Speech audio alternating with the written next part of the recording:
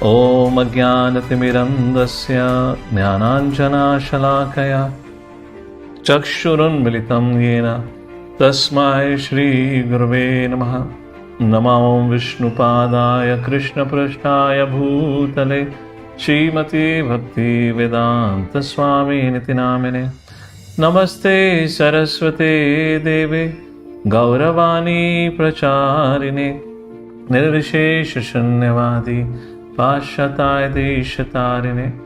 Jai Shri Krishna Chaitanya Prabhu Nityananda Shri Advaita Gadadhara Shivasadi Gau Bhaktarinda. Hare Krishna Krishna Krishna Hare Hare, Hare Ram Ram Ram Hare Hare. Hare Krishna. So welcome you all once again for this program. So let's begin with our session for today. So yesterday we had a discussion from 4th chapter of Bhagavad Gita. In brief, just to do a quick synopsis of it, two major themes were discussed in the 4th chapter. One, what is transcendental knowledge? Second, how to acquire transcendental knowledge, like that. This chapter was divided into 4 parts. The acronym was PAST, where P for position of Lord Shri Krishna. Chapter 4 begins with the history of Bhagavad Gita, and then it talks about the importance of Guru Parampara lineage. Evam Parampara Praptam. If you want to acquire spiritual knowledge, it is only possible through disciplic succession. We had discussed that. And this system of receiving transcendental knowledge is established by Lord Himself, where He instructed Vivaswan, the sun god. We saw the duration when potentially Lord Shri Krishna instructed Vivaswan. Vivaswan instructed Manu. Manu did to his son Ikshvaku, who belonged to Raghuvamsha, and like that, the lineage continued. Then Lord Shri Krishna talks about who is the recipient of this message. And Krishna tells Arjuna, over a period of time, this spiritual knowledge, the disciplic chain was broken. What do you mean by broken? It's not that the people were not living anymore. Broken means the integrity of the message was destroyed. People began to add their own interpretations. That's what Krishna meant by Yoga Nashta Parantapaha, which means this spiritual discipline was broken, not that the people were not living. And then, I have chosen you because you're my friend and you are my devotee. That's a qualification of a receiver to receive transcendental knowledge. The Lord Shri Krishna spoke about his position, and he also spoke about or established the position of living entity. And the conclusion of the discussion was, a living entity, a jiva, a human, can never become God. God is always God. And what is the advantage of receiving transcendental knowledge? One gets freed from all sinful reactions, go back to God, and other advantages we discussed. Second section was applying spiritual knowledge. Krishna says, when you cultivate spiritual knowledge, it helps you overcome some major defects in your understanding. And Lord Shri Krishna shared 3 such defects. First, people have a misunderstanding and they think all paths lead to same destination. Krishna said, no. Ye yathamam prapadyanti tam satayeva bhajamyam. The Lord Shri Krishna said, people consider all devtas to be same with Vishnu. Krishna said, no, it's not like that. In 7th chapter, we'll discuss on this subject matter more in details when Lord Shri Krishna himself will speak on it. Then third, the caste system is exploitative. No. Varnashrama chaturvidha, not chaturvidha, chaturvarnyam maya shashtam guna karma vibhagasha. Lord said, I established a scientific division of society based on one's guna and karma, which means according to one's occupational propensities. I created the division, and we discussed about what division of society exists today, where we have far much greater exploitation. Of course, the system got exploited by the so-called leaders of the society then, because of which that's what we have today as a broken down system of Varnashram Dharma.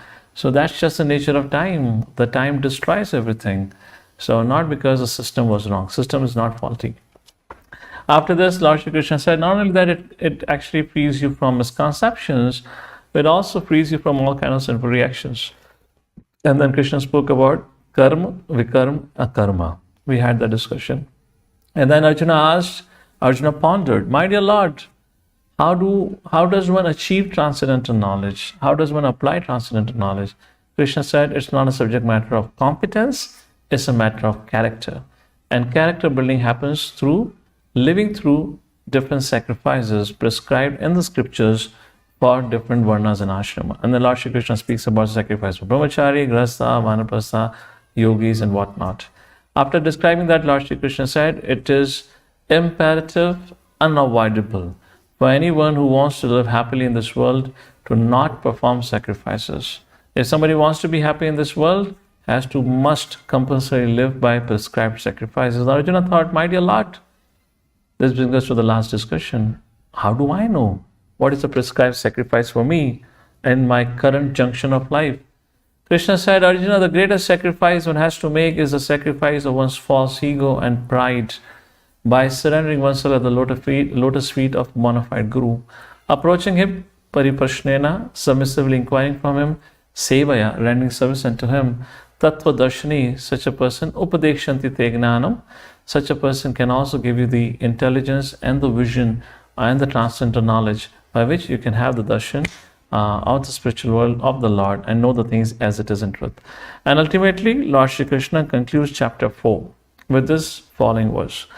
Tasmad ajnana sambhutam hritsitam jnana sinatmanah chitvainam samshayam yogam atishto utishta bharata. Krishna says in this verse, samshayam, doubts, which have arisen in your mind because of ajnana sambhutam, because of ignorance. Your heart is filled with ignorance, because of which the doubts are arising in your heart. How to get rid of doubts? Krishna says, jnana asina atmana. Asina means the weapon, jnana means the knowledge, the vigyan, transcendental knowledge. With the weapon of transcendental knowledge, chitvainam samshayam yogam, destroy all the doubts that have arisen in your heart. O Arjuna, atishta utishta bharata, therefore get up and fight. So, my question to all of you. Seems like Lord Shri Krishna is actually giving his conclusive instruction. Atishta utishta bharata, get up and fight. If that's what Krishna wanted, that's what Krishna instructed to Arjuna, why there is a Bhagavad Gita ahead? What's the need of further chapters of Bhagavad Gita? Yes or no? Makes sense? Imagine, put yourself in the place of Arjuna. You approach to Krishna with a doubt. What should I do, my dear Lord? Should I do this? Should I do that? Krishna answers everything around that and says, Arjuna, my conclusion is, do this. So Arjuna, Krishna have already drawn his conclusion. Why there has to be a follow-up Bhagavad Gita? And not 1 or 2 chapters, there are 14 chapters to go. What is the reason for it? All right, let's take a look. It's very important. So what had happened, or what's going on in the mind of Arjuna post this particular instruction the Lord Shri Krishna gave? Arjuna is confused. Work, not work. There is 2 concepts, Jnana Yoga and Karma Yoga, which can be translated in English. Karma Yoga can be translated as work and devotion. Jnana Yoga, renunciation and knowledge. So Arjuna finds this renunciation and work to be incompatible. Krishna is asking Arjuna to do work and devotion with the spirit of renunciation, which means being detached from the fruits of the work. Do it as I tell you. Do it for my pleasure. That is Nishkam Karma Yoga. But Arjuna is not able to understand, how can I be renounced yet engage in activities? This doubt leads to a question with which chapter 5 begins. But before we get into it, let's briefly take a look at how this whole doubt have got into the mind of Arjuna. So we saw in chapter 2, Lord Shri Krishna explained another body but spiritual. And how to get out of the sufferings of the material life? Krishna says practice Buddhi Yoga. Buddhi Yoga, Arjuna is considering to be Jnana Yoga, like that.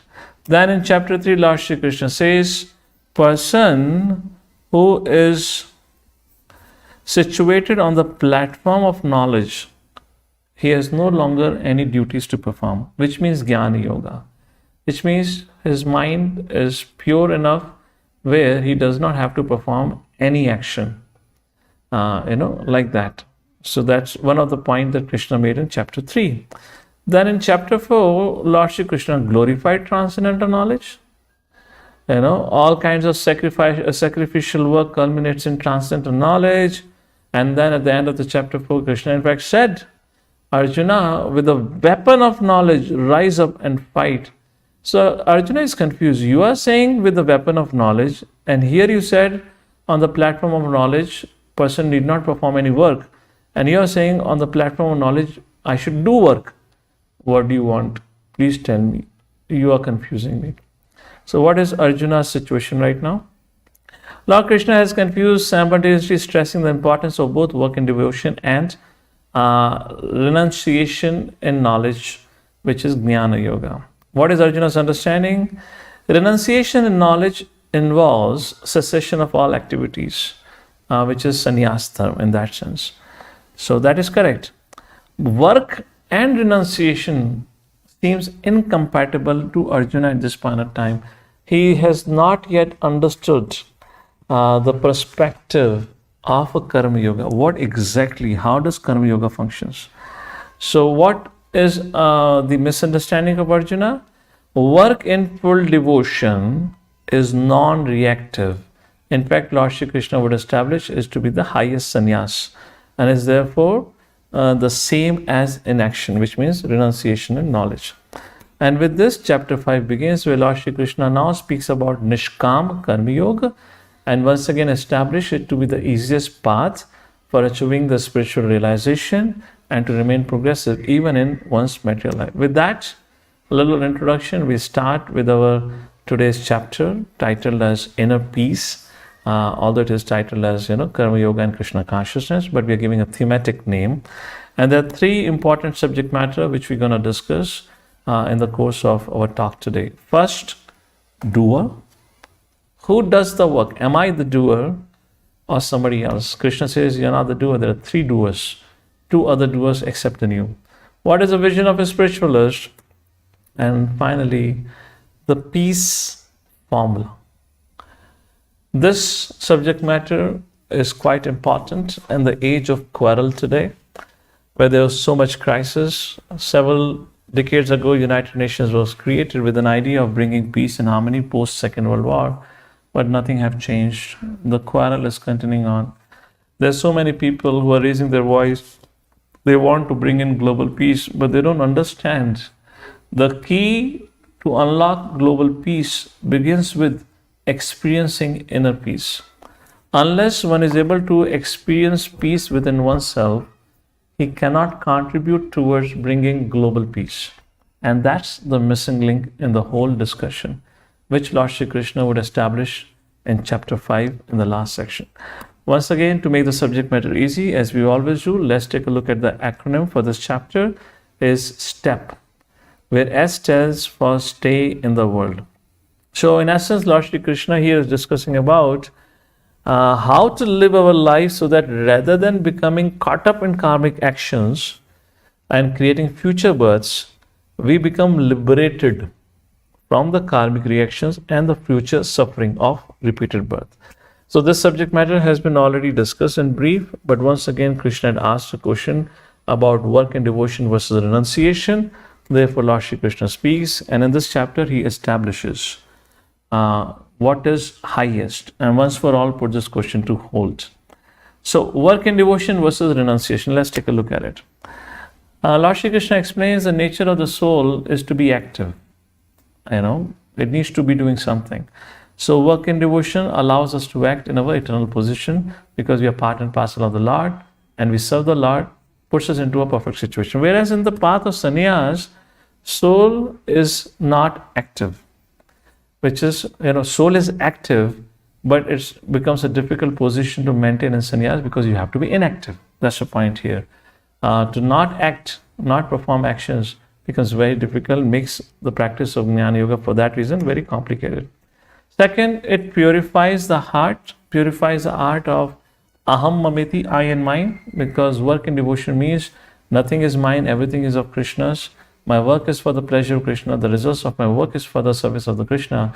It purifies the heart of aham mameti. But in case if a person has taken to the jnana yoga marg or this path of renunciation, and if his heart is not yet purified to that extent, his further purification will stop, because he has taken to the path whose prerequisite is you can only follow jnana yoga when you take sannyas dharma. You cannot have family life, you cannot have occupational duty.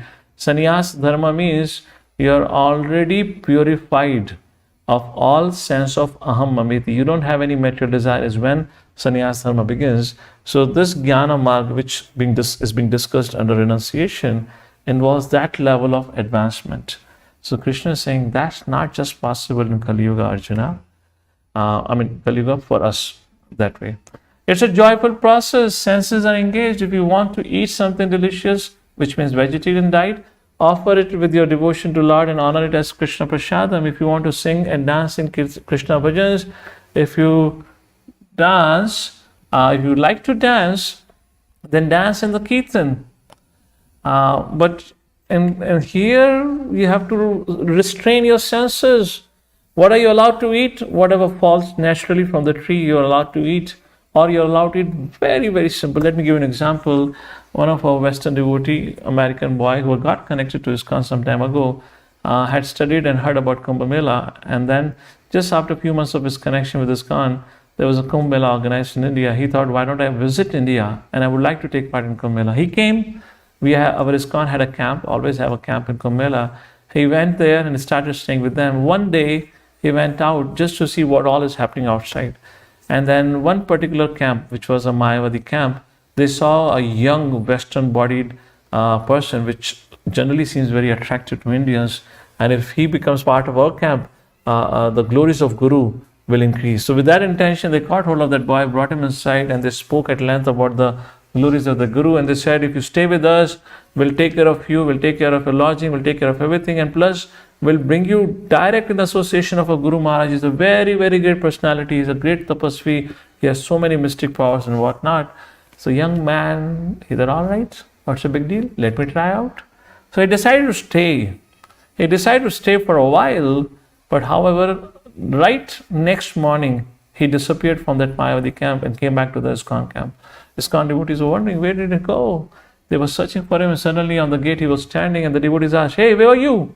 And he said, actually, the whole story that I just told you. So one of the devotees asked, and why did you came back? Didn't you meet that Swami?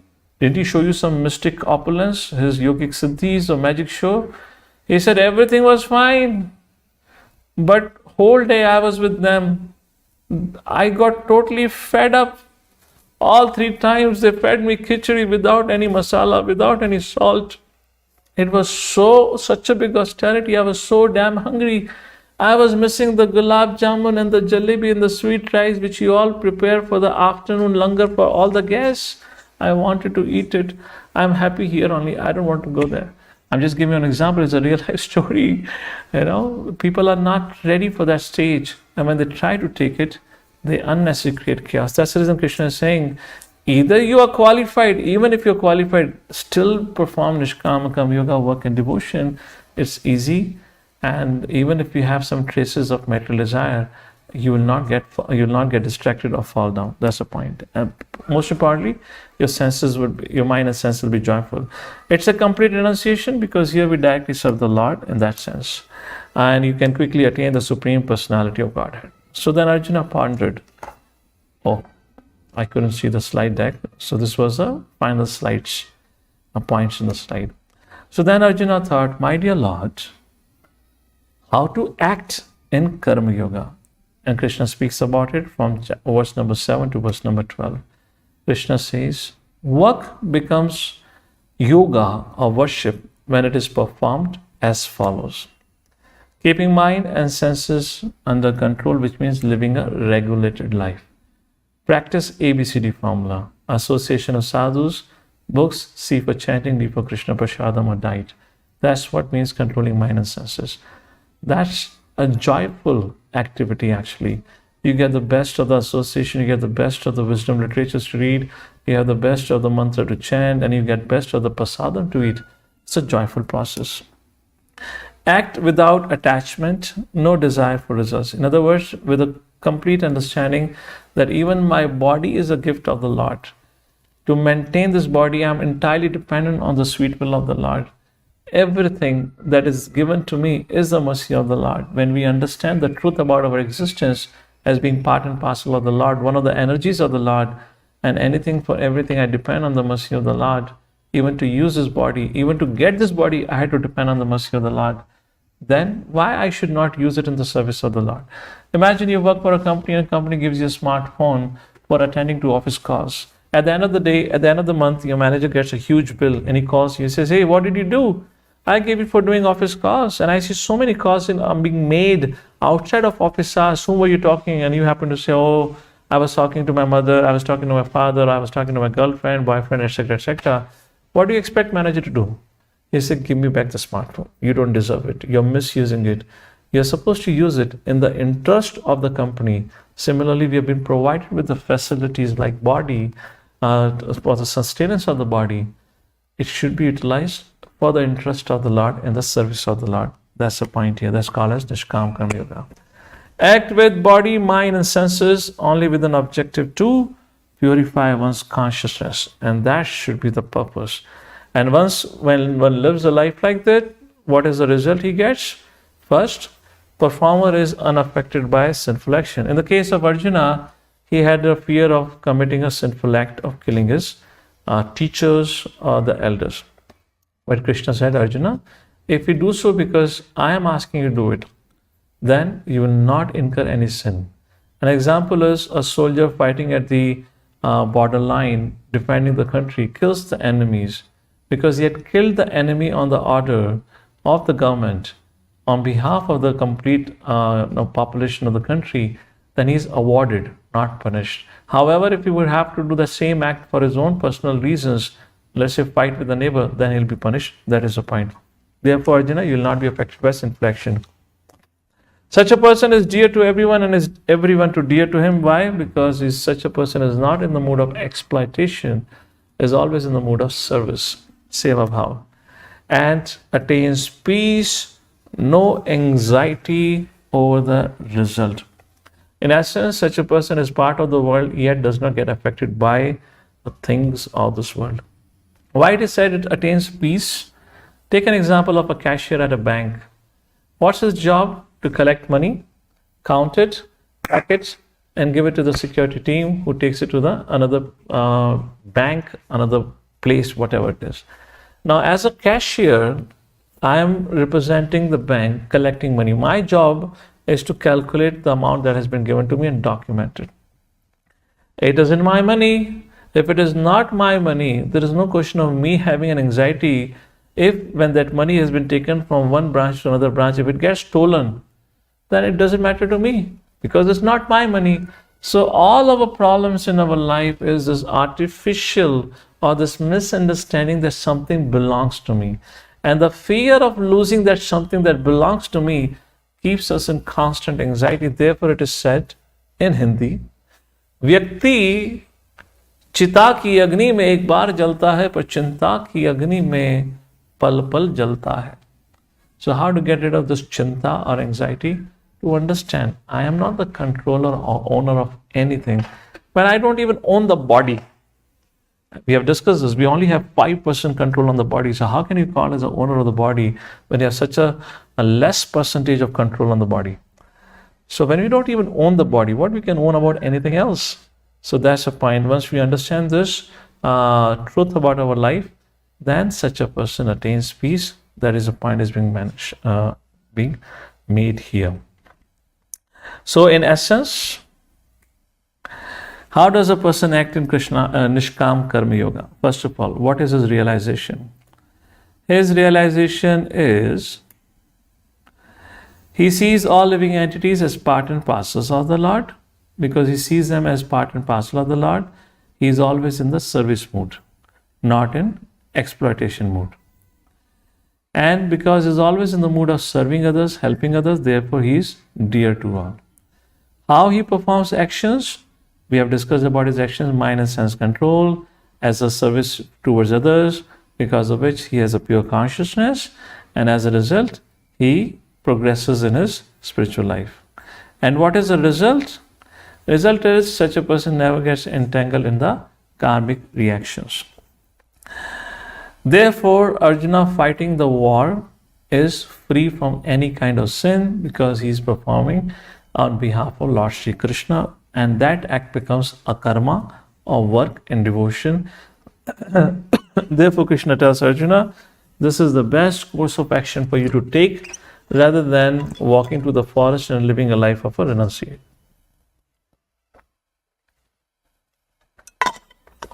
Then, Lord Shri Krishna in verse number 12 does the comparison of two categories of people. One, you can see who is attached to sense gratification and the result of his work, always contemplating on how to enjoy my life, how to gratify my senses. Here is a devotee who is attached to the chanting, who is attached to serving the Lord and always thinking about the Lord. What happens to both of them? Because this person is attached to his desires, sinful desires, or desire to enjoy this world. Therefore, he functions in the conception of duality. Duality means, although he is not the controller, he thinks he is the controller. And because of which false assumption of being the controller, owner, proprietor, enjoyer, he remains always in anxiety, and which further causes his entanglement to this world. Whereas a devotee, his attraction is towards the Lord, and whatever he does on behalf of the Lord. Therefore, all his activities are absolute, which means he do not get any reaction for it. And because he is the caretaker, not the owner, therefore he does not have any anxiety for the results, because the results are awarded by the Lord. Therefore, devotees are always happy and peaceful. That is a point explained here. So what is the secret of Krishna consciousness? Realization that there is no existence besides Krishna as a platform of peace and fearlessness. But Arjuna thought, my dear Lord, how can I be detached from actions which are performed by me? How many of you agree with this? Speaking philosophy is easy, but how many of you would say it's very difficult not to be attached to the results of one's hard labor? Yes or no? Those of you who have your camera on, you can give me a hands up that yes, it is very difficult. If you say no, we have understood the fact, there is no attachment now, I'm detached from all my hard work's result. So it's a very, very important and a relevant question. So I do see a little mixed responses. Yes, when you mean yes means difficult, no means it's easy. So some of you have written no, so I don't know what you mean by that no. Okay, so let's go back to this subject matter. When Arjuna pondered like this, Krishna understood. The problem lies here is with the fundamental error in our understanding, and that is I am the doer. Because I think I am the doer, therefore the result should be mine now because I worked for it. And therefore Krishna in the next section is going to debunk it. And it says, you are not the doer, Arjuna. There are three doers. A very interesting concept. Let's take a look. Verse 14th of chapter number 5. Krishna is the source of Bhumir Apanalavayu Khammano Buddhir Evacha, which is said to be the inferior energy. 7.4 actually. And the next verse Krishna says, higher than that, there is Jivatma. Jivatma is a superior energy, and then there is a Prakriti. So I am the source of all. A source of the ingredients with which the gross and the subtle body is made. The source of Atma and source of this Prakriti. That's Krishna. Why people suffer in this world? People suffer because they come in contact with this material nature. The nature of material nature is suffering. Dukhalayam. Krishna will discuss that later on. And living entity continues to suffer because he thinks he is the master, where he is not the master. Master is already established. He is the master, Krishna, but we are trying to usurp Krishna's position artificially consider ourselves what we are not. Therefore, we continue the challenge or sufferings. So, knowledge of the three doers. Who is the real doer? Conditioned soul only think that you and I can do is desire. That's the only freedom we have or opportunity we have. We can only desire. We are not actual the doer. Prakriti kriyamanani guna karmani sarvashaha. Third chapter, verse number 27, Krishna says it is the modes of material nature which performs the work, not a living entity. Vimudhatma kartaham iti manyate. But a foolish person thinks he is performing the work. Krishna says, you are not the doer, Arjuna, you are simply a witness. Now somebody may say, fantastic, great news. I am not the doer. I am just a witness, so let me do whatever I want to do. My dear Lord, why did you told me about karma, vikarma? If I am not the doer, then how can I get sinful reaction? So question comes, if I am not the doer, there are two other doers which Krishna is going to speak in a short while, then who is responsible for the action? Krishna says, Arjuna, I am not responsible. Man proposes, God disposes. So who is responsible? Let's take a look. Man proposes, God disposes. Soul desires. Living entities can only desire. Using the free will, the living entity desire for things. Then the second doer is Paramatma, the super soul, whose job is of sanctioning. So when a living entity desires, then the super soul Paramatma either sanctions that desire or rejects the desire. Let me ask a fundamental question to all of you. If we think we are the doer, so many things we have desired until now, yes or no? Has everything that we have desired, we have got it? Has all our desires got fulfilled? So some of you may say, Prabhuji, don't worry. It is in progress. I am working for it. Sometime soon, all my desires will get fulfilled. Aap nirasha janak, don't be pessimistic about life. We control destiny. We control our life. I promise you, tomorrow I would be able to do whatever I have desired. Even if you're able to do it, then you'll have another set of desires. Desires never end. So it's just not possible. So how does our certain desire get fulfilled while other desires are not fulfilled? That's the point. Sanctioning authority is not I or we. Sanctioning authority is Paramatma, which sanctions based on our karmic credit. And then when Paramatma sanctions, then it directs its energy, material nature, Prakriti, to create the facility for the fulfillment of our desire. Once instructed, the material nature carries out the action to suit the desire, because this body is also actually we have received it through the means of Prakriti, is made up of Sattvagun, Rajagun and Tamagun only. So like that, material nature carries out. So I know some of you may be thinking, oh, it means Paramatma is there in the heart of every living entity. So would be in the heart of a terrorist also. So when terrorists want to commit a sinful act of, let's say, blasting of certain place and kill innocent civilians, so is Bhagavad Gita saying Krishna sanctioned it? How can God sanction it? If God sanctioned it, then God has to be cruel. Well, hold on before you make interpolation. Lord Shri Krishna in 9th chapter Bhagavad Gita says, Samoham sarva bhuteshu name dveshti asti napriya. Hey Arjuna, I am equal to all. I do not envy anyone. I do not love anyone. Just like the light of the sun or sunlight falls impartially in the house of a demon or a terrorist, for that reason, in the house of a saintly person. The sunlight does not discriminate, so does the mercy of the Lord does not discriminate, and so does the system of the Lord does not discriminate. Which means, Krishna said, yes, I am the sanctioning authority, but who is responsible for the action is the one who desired it. Therefore, Arjuna, I have created a law of karma. When you desire for sinful thing, and if your sinful desire gets fulfilled, then you get a sinful reaction in the form of a punishment.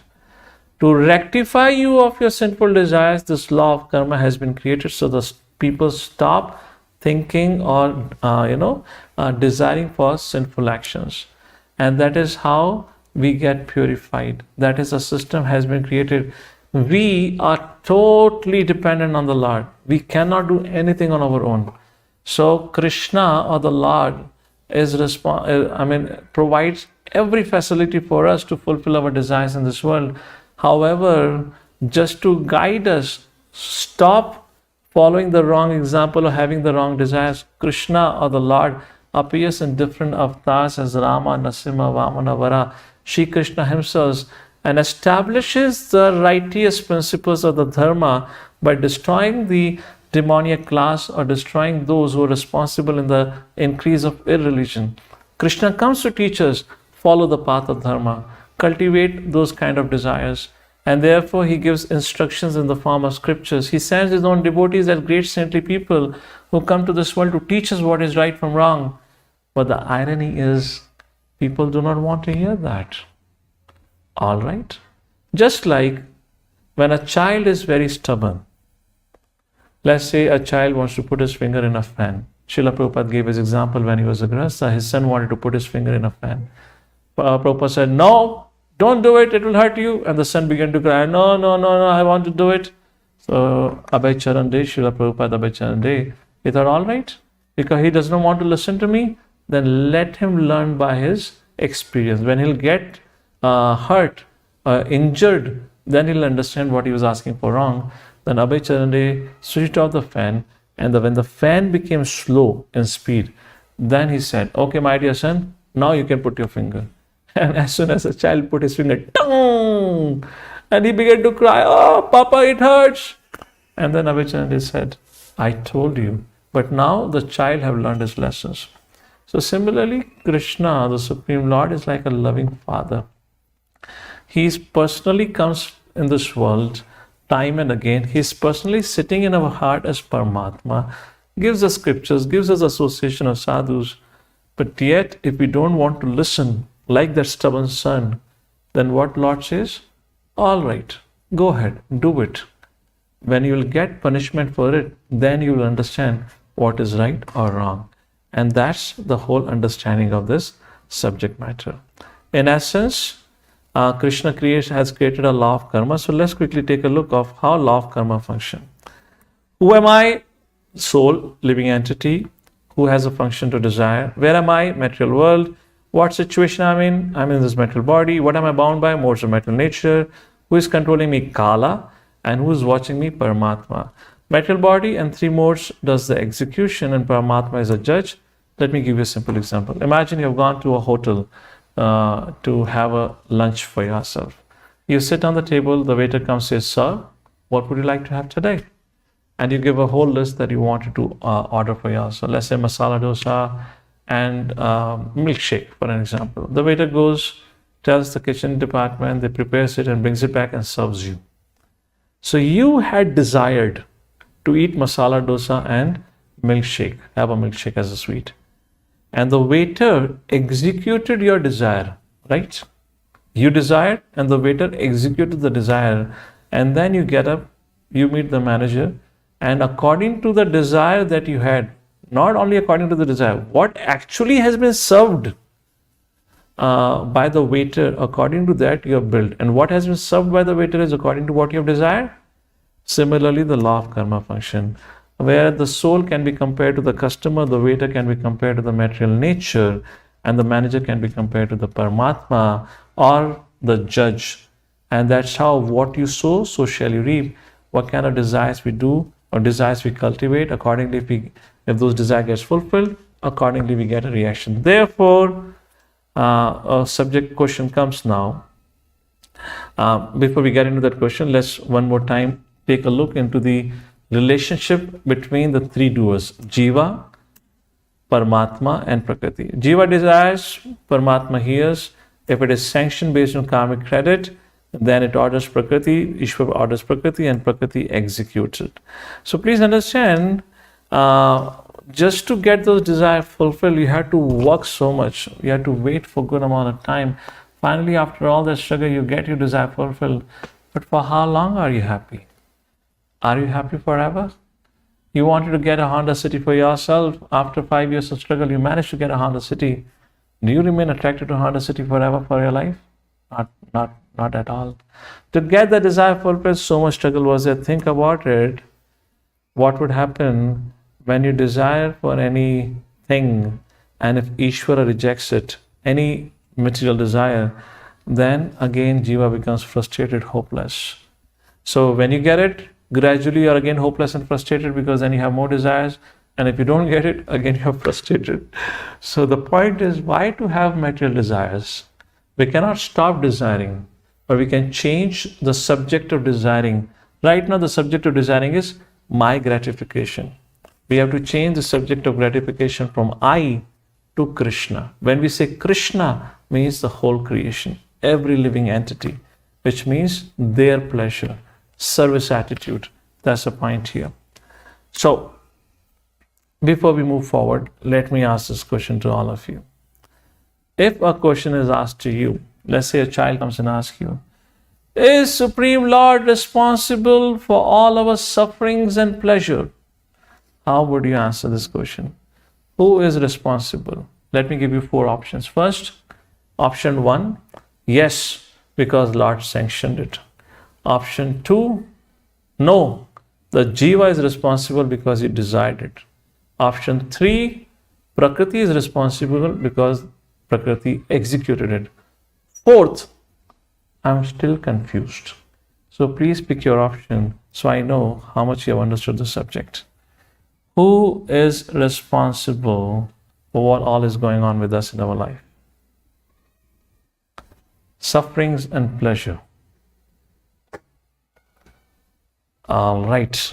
So most of you have understood the subject. So let's move forward.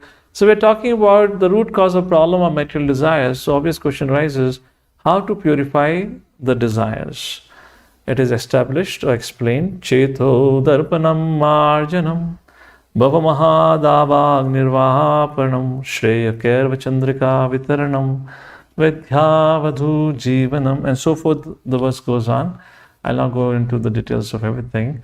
The point is Chet Darpan Marjanam. Our consciousness is compared to a darpan mirror, which is covered with the dust of krodha, kama, greed, envy, whatnot. Darpanam Marjanam. So if you want to see yourself in the mirror, you have to clean the mirror. Similarly, to purify our desires, we have to bathe our consciousness every morning in the chanting of the holy names of the Lord. Hare Krishna, Krishna Krishna, Hare Hare, Hare Ram, Ram Ram, Hare Hare. And that is how we can purify our consciousness or our desires. To summarize, Krishna explains there are 3 doers in any activity. What to speak of controlling the results of activities? We are barely in control of ourselves, of our physical and mental tools. The individual soul can only desire. So Arjuna pondered, my dear Lord, how does a person in knowledge acts? And that brings us to the second last subject matter of 5th chapter, which is equal vision. Samadarshana from 18 verse to 26 verse. In other words, the question is, what is the vision of spiritualists? And Krishna says, Vidya vinaya sampanne brahmani gavihastani suni chaiva sapakecha pandita samadarshina. Reading the translation, the humble sages, by virtue of true knowledge, see with equal vision a learned and a gentle brahmana, a cow and elephant, a dog and a dog-eater outcast. In one sense, Vedic scriptures teaches us to give an utmost respect to every living entity. Different bodies with different qualities are produced according to one's past actions, yet each entity is with the same spiritual identity or entity or quality, we can say. Thus, the spiritualists are not only free of racism, nationalism, ageism, or sexism, but they are also free of speciesism, which means they do not discriminate between man, animals, birds, creepers, or plants. For a spiritualist, every life, every living entity is his brother and sister. In this world, we have around 7.2 billion population. Every day, 200 million animals are slaughtered every single day in this world for the tongue of the animals in the form of humans. 200 million, which you add up becomes to around 70 billion animals are slaughtered every year. How much? 70 billion. By whom? 7 billion population. And of course, not all the 7 billion population are non-vegetarian, but majority are today. So what is it? Equality of vision based on true knowledge. Oh, the presentation here. So what is a mundane vision? Mundane vision creates discrimination based on caste, based on species. I am human, you're animal, etc., etc. Spiritual vision binds everything, homogenizes everything in a sense. We see the spiritual quality behind the gross body. That's the point here. So spiritual vision is based on a spiritual knowledge. Then Arjuna thought, my dear Lord, one who doesn't follow spiritual life is indeed foolish. Krishna says, yes, isn't it foolish? Because if you don't follow spiritual life, then you are a victim of your own material desires, and the material desires are going to make you chase after the mirage of happiness in this world, which does not exist. It's very interesting. The actual happiness that we get from the object that we wanted to have with us so much is altogether different from the imagined happiness in our mind. We imagine far much more greater happiness in the mind than we actually ever get in our life through the sense objects. Therefore, Krishna says, Arjuna, yehi samsparshaja bhoga dukhayo nyayavate adiyantavanta kaunteya nate shuramate buddha. An intelligent person does not take part in the sources of misery, which are due to contact with the material senses. So, son of Kunti, such pleasures have a beginning and an end. So the wise man does not delight in them. Think, for an example, you love gulab jamun, and I serve you a bowl having 2 gulab jamuns. How many of you say you'll be delighted? Yes, of course, if you love gulab jamun. And then I give you a second serving of gulab jamun, I give you 2 more gulab jamuns. You will still acknowledge and appreciate it. And you'll be so absorbed in eating those gulab jamuns, you will be hardly bothered if your neighbor has got any piece of gulab jamun or not. When I come with the third serving, this time you will say, Sara mujhe khilaoge kya? Inko bhi to khilao thoda. Then suddenly you begin to think about others around you. And imagine I have now given you the 5th serving of 2 gulab jamun, which means you have already eaten 8 gulab jamun. And now I feed you 2 more, you have eaten 10 gulab jamuns. If I bring 1 more serving, you probably would say, Marega kya? Are, I'm full up to this neck. How much can I eat? Now just imagine the object, the sense object is same, isn't it? When you saw the first piece of gulab jamun, the saliva was formed in your mouth. You're like, wow, yummy, wish I could get the whole thing. Wish I could get the whole thing. Now when I give you the whole thing, now you're crying.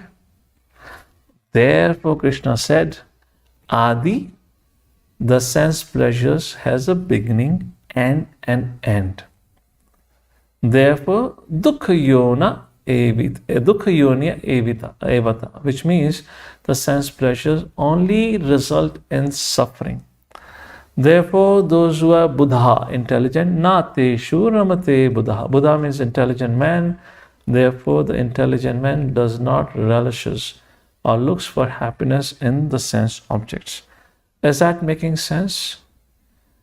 So therefore, Lord Shri Krishna, through the message of Bhagavad Gita, is actually teaching us how to live happily in this life and to make our next life wonderful.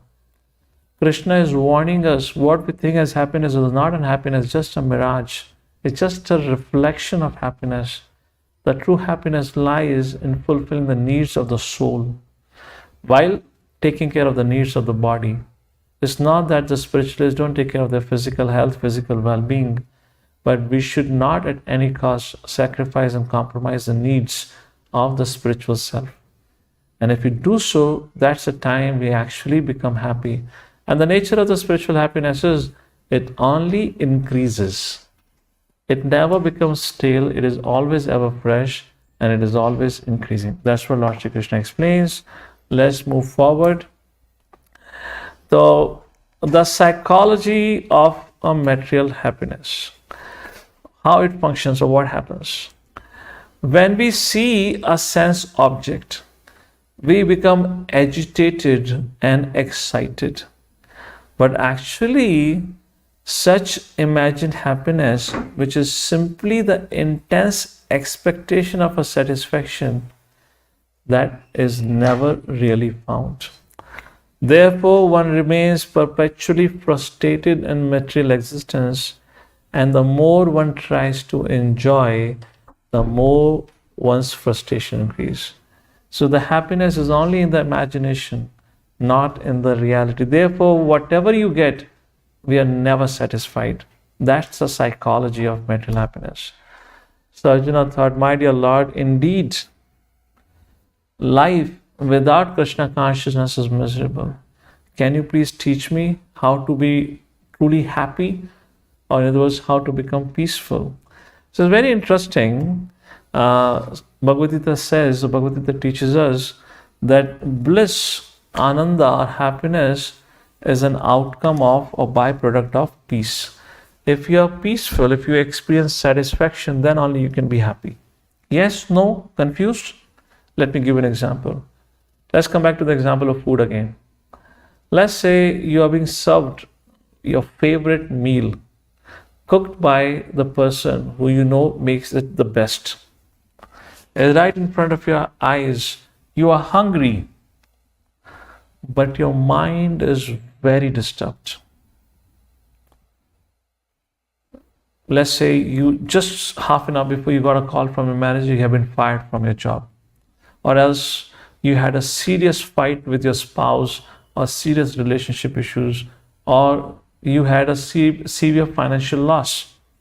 Your mind is in a lot of stress. So please tell me, how many of you think you can relish the food? Can you relish? Yes? No? Can you relish? Yes or no? We cannot relish. That's the whole point about it here. Therefore, unless we are peaceful, unless we find this inner peace, we can actually never experience true happiness. And that's the point which we need to be, we will be discussing as the last point for today. So before we understand this, we need to understand the truth of life. And what is that? We come to this world with nothing and we leave from this world with nothing.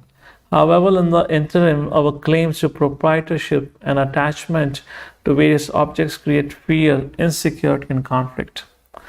Change is a constant theme in this world. Our relationships are changing, the environment is changing, our possessions are changing, and our desires are also changing. To the extent we develop a sense of detachment, knowing the Lord to be the proprietor, and we are just a caretaker, to that extent we can experience a sense of peace within. And it is this inner peace that can bring about the global peace. A community of individuals who are free of attachment, fear, anger, avarice, and other such qualities which are destroying the world today. And that is the message of Bhagavad Gita. So what does Krishna say? Bhoktaram yagnatapasam sarvalok maheshwaram suidam sarva bhutanam jnanatvama shantim rachati. Krishna says, I am Bhoktaram yagatapasam. Of all the austerities, penances one performs, I am the enjoyer. which means I award the result and I, enjoy all the results of your hard work. Sarvalok Ishwaram. Sarvalok Ishwaram means I am the Ishwar of all Loka, but Krishna says Maha Ishwaram. I am the father of all fathers in that sense. Suhridam Sarva Bhutanam. This is very important and beautiful point. Krishna says, I am the well-wisher, loving friend of every living entity. Think about elephant. Elephant eat tons and tons amount of food every day.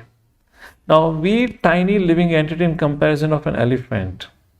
The poor elephant does not even go to any IT job to make his living. And we, a tiny living entity, work so hard. We sweat so much for three things: roti, kapda, makan. And here the elephant is wandering in the wild forest, enjoying his life, and still he gets his food. Isn't God providing to him? So Krishna says, Suhridam Sarva Bhutanam. Sarva, not Suhridam, human Bhutanam. Human Bhutanam, your living entities, is Sarva, all living entities. And Krishna is providing for the birds, for the fishes, for the animals walking on the land. Why wouldn't Krishna provide for me? So the peace formula means to understand three things. What is that? Krishna is the enjoyer. He is the supreme CEO of the whole world, of the whole creation. Supreme controller, supreme enjoyer, supreme owner. Second, Sarva Loka Maha Ishwar. No one is greater than him. Everything is under his ownership. Third, he is the true friend of every living entity, and is such a true friend of every living entity that he is residing in the heart of every living entity and accompanies him life after life. With this, we come to the conclusion of today's 5th chapter, for which the acronym we had discussed was STEP. Stay in the world. Nishkam Karma Yoga was discussed and glorified. Then 3 doers. How can we ever be detached from the results of work? Krishna said, you're attached because you think you are the doer. Let me tell you, you are not the doer. You only can desire. So what we need to do, if you want to change the quality of your life, change the quality of your desires. Then how does a spiritualist live his life? What's his vision? Krishna says he lives with an equal vision. And then the peace formula was discussed. With this, we come to the conclusion of today's session. Thank you all for joining in. In case if you have any questions or comments, we can open the forum. But just like yesterday, I would like to ask a question to all of you once again. Let's see how well you have understood the subject. So here comes the first question for today. In case your friend speaks to you like this, how would you respond? If your friend tells you, what is wrong with enjoying yourself? After all, God has sent us to this planet to enjoy our life. So we should enjoy life and forget about anything and everything. Life is meant to be enjoyed. We come here to live once. Do not talk to me about those principles of reincarnation, karma, vikarma. So how would you answer such a person? Though a friend would say that this life is given for us to enjoy purely, our material life also, material ways also, if you say, each and everything comes with duties and responsibilities. So, freedom also we've got. So, at this point in time also, if you know the goal of life, then definitely along with enjoyment and focus of enjoyment, if it is in center is the Krishna, then we would be able to enjoy any which way. Thank you. Very nice answer, Madhusmita. Thank you so much. You have to unmute. To say is that this enjoying yourself is just temporary. It is not going to be permanent. And what we need to focus is our internal self, our inner self, where whatever happiness you get is more long-lasting, more stronger, and more beneficial. Fantastic. Thank you so much. Wonderful answer, Mother. Thank you, Swami. So if you look at the question here, the point that the person is making, God put us here to be happy. Many times people say, Bhagwan ne hame bheja hai. No, that's not correct. We come here in this world because of our own karmic reactions. And we are here not to enjoy. We are actually facing the reactions of our good and bad karma. So if you want to enjoy, you enjoy the spiritual life. In fact, you can have the maximum enjoyment in spiritual life only, because that tells you how to enjoy your life. Out of ignorance, we don't know how to enjoy life. For example, a person who smokes a cigarette. Now, those of us who do not smoke, now do you think, is that an enjoyment? I used to tell people, if you're so much inclined to smoke, why don't you put your mouth against the exhaust of the car? At least you'll not have to pay money to buy a smoke. You want a smoke, get a smoke there. So that's the point here. People actually don't know how to enjoy life. And second, Krishna had not sent him here. They have come because of their own karmic reactions. So great attempts. All of you said the right answer. Let's take a second and the last question for today at my end. Somebody may say, you only have become a Krishna devotee because you are frustrated in your failed attempts to be happy in this world. Don't tell me that I am suffering. You don't know how to enjoy life. I know how to enjoy life. So you don't have to come and tell me that I am suffering. How would you answer this? Everything is suffering in material world. Everything. In relations, everywhere we are suffering. We don't have the right knowledge. Because in body consciousness, we are suffering for everything. So there are three kinds of kleshas which are described, in case anyone knows. Adi Atmika Klesh, Adi Bhautika Klesh, Adi Daivika. Adi Atmika refers because of one's own mind and body suffering.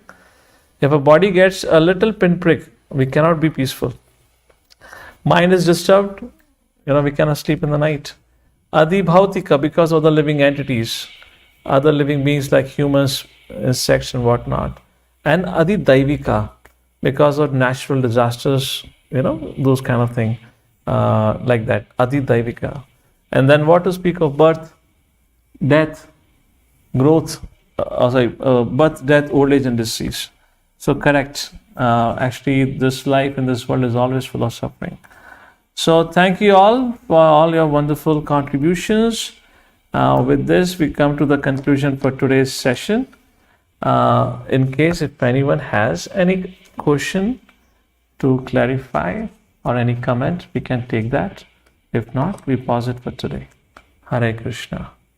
If you could just repeat, every morning we need to bathe our consciousness with the chanting you mean, or what was the... Yes.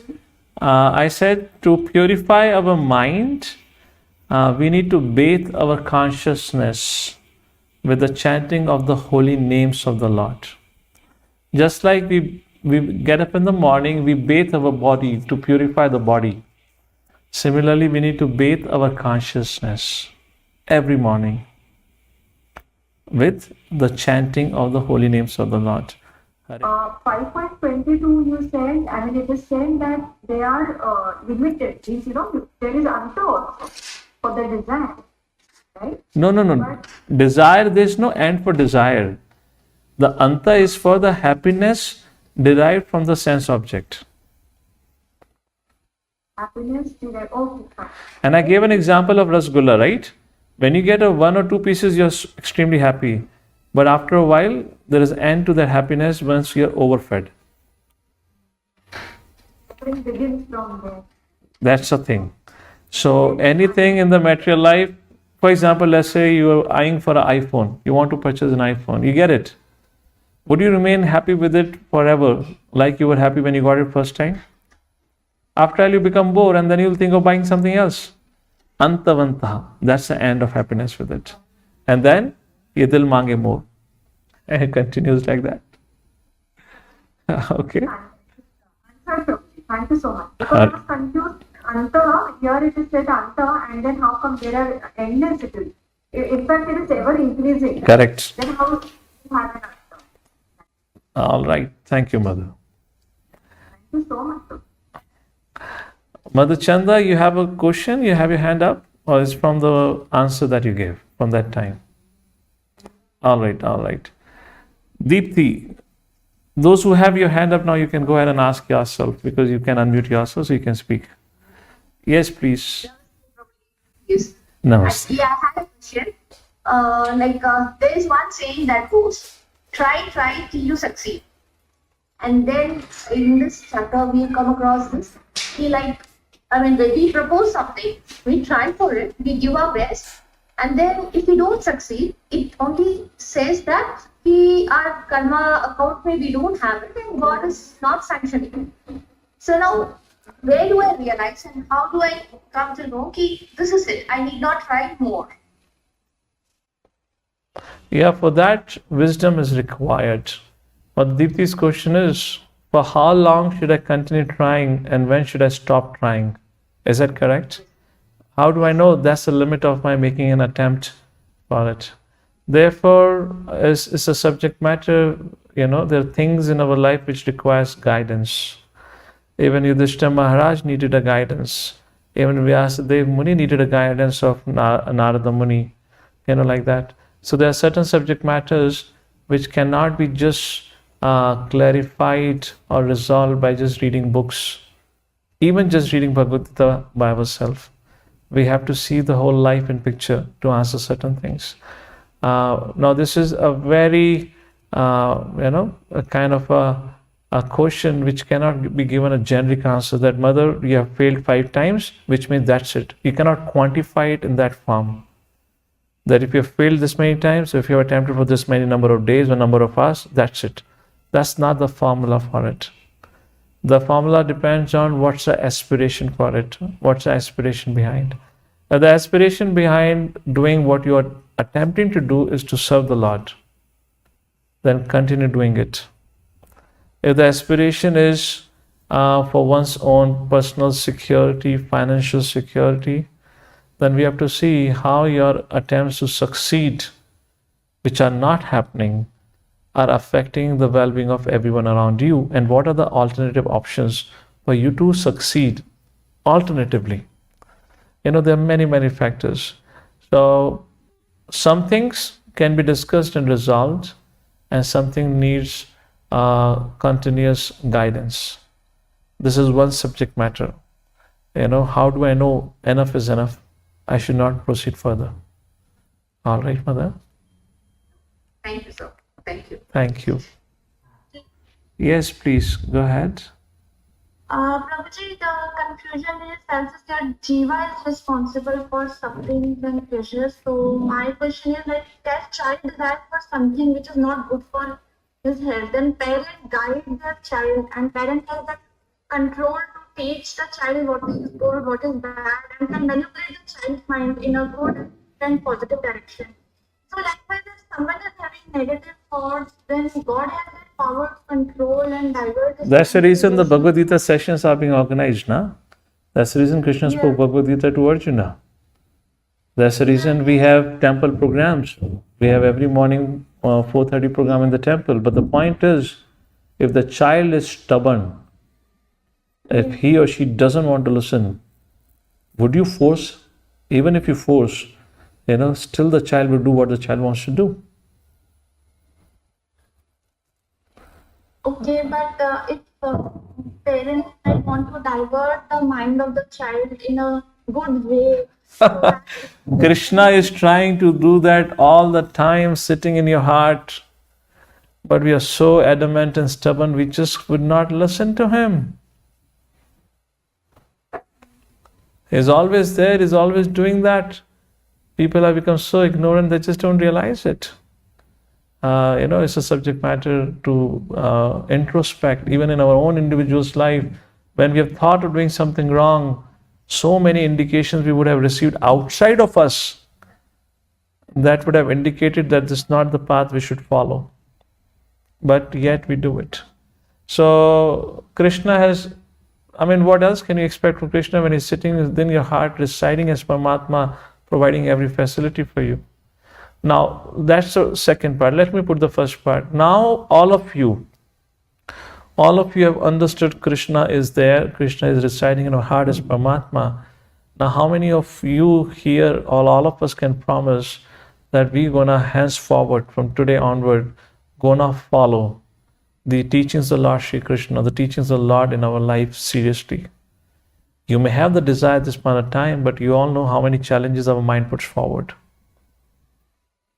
And when your mind makes decides for something, then you'll forget whatever we have discussed so far, isn't it? Yes, Prabhuji. So, sadhu sangha is the solution. Yes, Prabhuji. Thank you so much. Hare Krishna. Hare Krishna. So thank you all for joining in for today's session. We'll meet tomorrow for the 6th episode, 6th chapter before we break in on Friday. And we'll decide tomorrow for Friday. In case in case some of you will be interested to have a question answer session, then we'll meet on Friday, or else you'll have a Friday off. And we begin on Saturday. And I hope you all will come back on Saturday. It should not happen after one day off, you forget there was a course going on Gita Essence. Okay? So thank you all for joining in. Hare Krishna, Srila Prabhupada ki Jai.